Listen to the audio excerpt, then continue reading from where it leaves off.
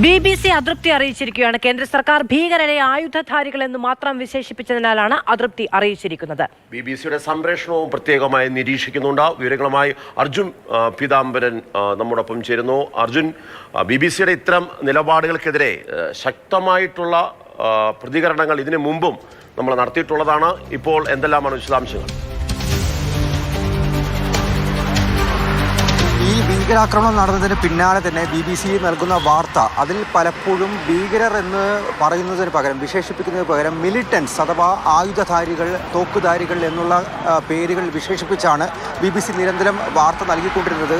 BBC മാത്രമല്ല, പല അന്താരാഷ്ട്ര മാധ്യമങ്ങളിലെ ഈ അത്തരത്തിലുള്ള പേരുകൾക്ക് പകരം മിലിറ്റൻസ് എന്നുള്ള ഒരു വിശേഷണം അവർ തുടർച്ചയായി ഉപയോഗിച്ചിരുന്നു. ഇതിനെതിരെ ശക്തമായിട്ടുള്ള പ്രതിഷേധം കേന്ദ്ര വൃത്തങ്ങളിൽ നിന്നും അതുപോലെ തന്നെ രാജ്യത്തിനകത്തു നിന്നും അന്താരാഷ്ട്ര മാധ്യമങ്ങൾക്കെതിരെ ഉയർന്നിരുന്നു.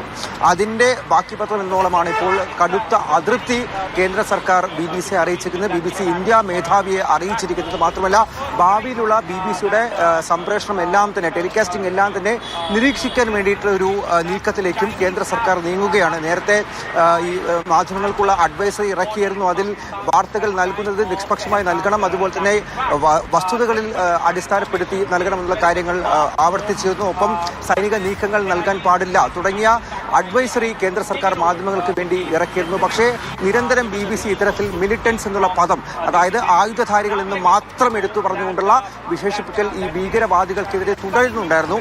അതിന്റെ അടിസ്ഥാനത്തിലാണ് ഇപ്പോൾ നേരിട്ട് തന്നെ BBCയെ വിളിച്ച് ഈ പ്രതിഷേധം അറിയിച്ചിരിക്കുന്നതും ഭാവിയിലുള്ള എല്ലാ സംപ്രേഷണവും നിരീക്ഷിക്കാനും അതിലെന്തെങ്കിലും ലംഘനം കണ്ടെത്തിയാൽ മറ്റ് നടപടികൾ സ്വീകരിക്കാൻ വേണ്ടിയിട്ടുള്ള ഒരു നീക്കത്തിലേക്ക് ഇപ്പോൾ എന്തായാലും കേന്ദ്ര സർക്കാർ നീങ്ങുന്നത്.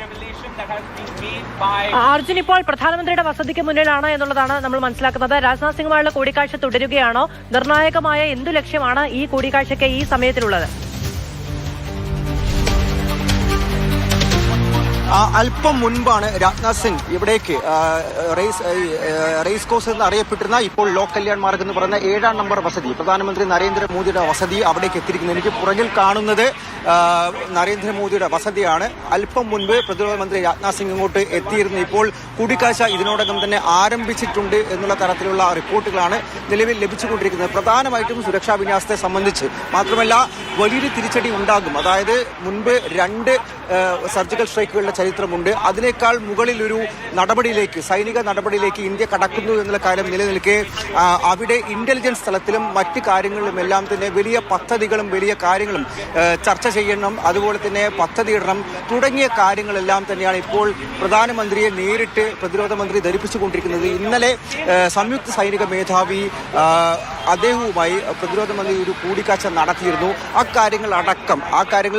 ആ ചർച്ചയിൽ പറഞ്ഞ കാര്യങ്ങളടക്കം എന്തായാലും ഇപ്പോൾ പ്രധാനമന്ത്രിയെ നേരിട്ടെത്തി ധരിപ്പിക്കുക എന്നുള്ള ഉദ്ദേശത്തു കൂടിയാണ് രാജ്നാഥ് സിംഗ് ഇവിടെ എത്തിയിരിക്കുന്നത്. ഒപ്പം തന്നെ സുരക്ഷാ ഉപദേഷ്ടാവ് പോലും ഈ യോഗത്തിൽ പങ്കെടുക്കുക എന്ന കാര്യമാണ് ഏറ്റവും പ്രധാനപ്പെട്ട മറ്റൊരു കാര്യം.